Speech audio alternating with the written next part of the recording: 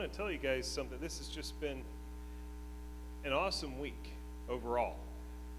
Crystal and I have had a lot of things happen since Friday, and it has just been one of those weeks where if we didn't have our faith where we have our faith, it would have been a what's the book title? Like a rotten, no good, very bad day or something like that. It would have been like that for the whole week. But God's good. And Friday, when the snow came, Mary had a physical therapy appointment, and it was scheduled for later in the afternoon. The therapy office said, hey, can you come in earlier? We're having cancellations, and we can see her sooner so you can get home before the snow hits. We said, well, sure, that sounds like a good idea. So she left. And then I get a call a little bit later. Crystal's like, look out the window. We can't make it up the hill. And so the van was stuck on the hillside. Long story short,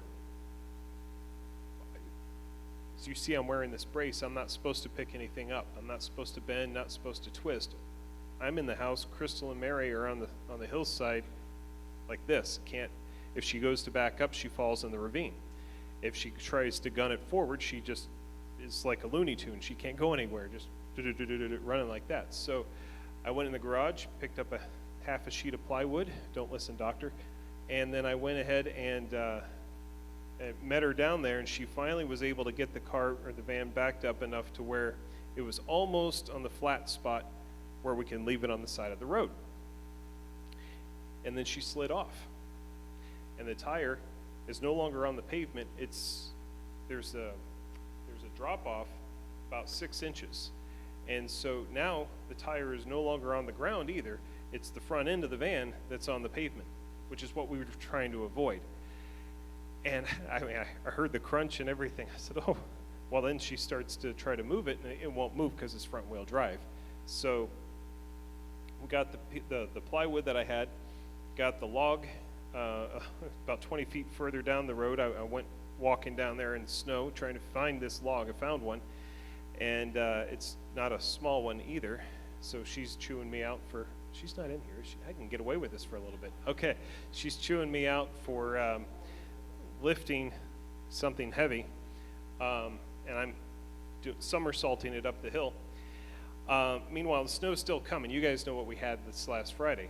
So it hadn't even been 3 inches yet at that point, but it was still slick enough our van couldn't make it up. So I got this ramp built. Meanwhile, one of our neighbors that came out, we had two neighbors. Crystal called the one who we talk to on a regular basis. The other one we talk to once every few years. We just don't cross paths very often. Well, he came out and said, do you all need any help? And I said, yes, please, because I'm wearing this thing underneath a heavy coat and everything, and I'd left Josiah up there at the house by himself. And I said, I'll be right back. Well, that right back didn't happen because of all the time it took. So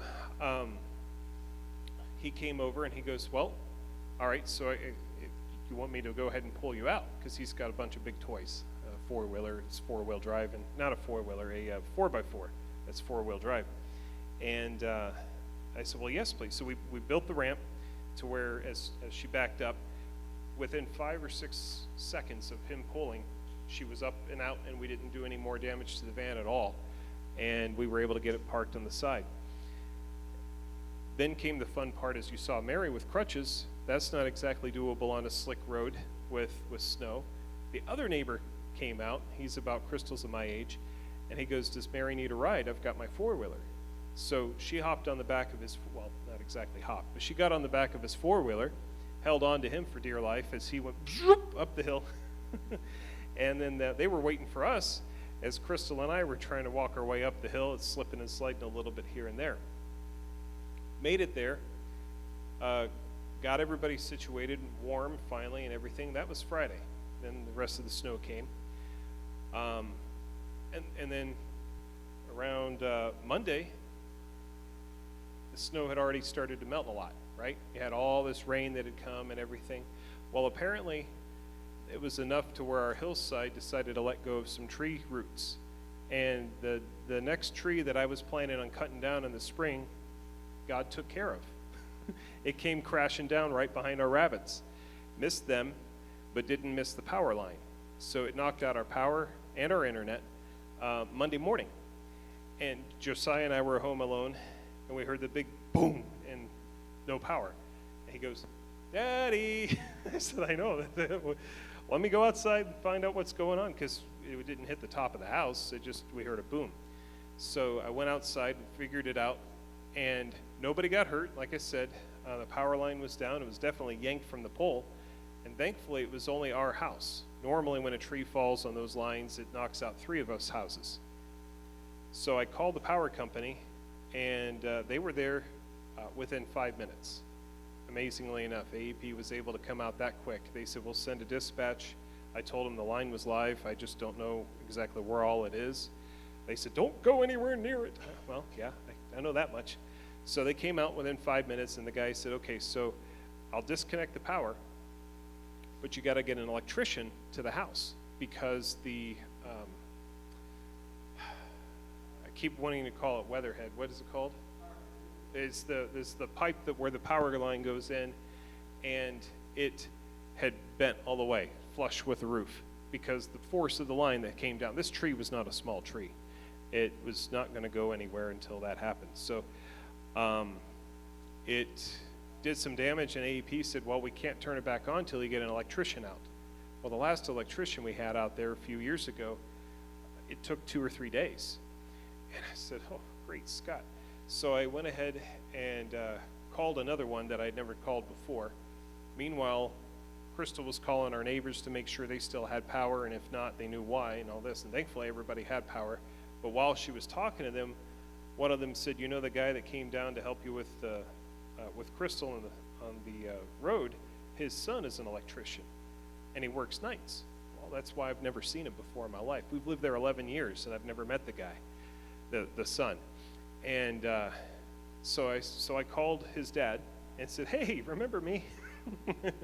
And so he woke his son up and had him come over, and he goes, "Yeah, I can do the job. It'd take me about 2 or 3 hours." He gave me the price, and he goes, "That's the neighborly rate." And I said, "I can tell, because 3 or 4 years prior, when we had an electrician come out, even before the pandemic, prices went up through the roof for all this stuff. It was more than double back then than what he was charging me, and that included the parts." And I said, "We'll take it." So the power went out at about 9:50, 10 o'clock in the morning. We had it back up by 6 o'clock. By that point, yes, we were still needing blankets over us, but we still had a house that had heat as far as gas goes for our water and our cook stove and everything like that. And we still had a roof over our head. Nobody was hurt or anything. The only inconvenience really was just the internet was still out. And while I was there, I was calling the internet company, and they said, "Yeah, the soonest we can see you is Wednesday, and it'll be between the hours of 2 to 5. Is that okay?" And I said, "As long as they're done before church, yes."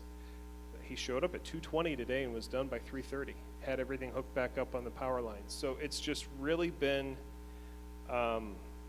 amazing to see how fast God can work and does work when it comes to these things, and how God is good even when it feels like things are crashing down around you all the time, literally and figuratively. He is still in control, and we're still in good health. Plenty of blankets to stay warm, and food and everything like that. So he's been good. So whatever you guys are facing as well, here or online, remember how good God actually is, and don't let these things like that knock you down. It can be easier said than done, especially when you're not going through something, but we done did. We went through things, and God was still there. He's still good.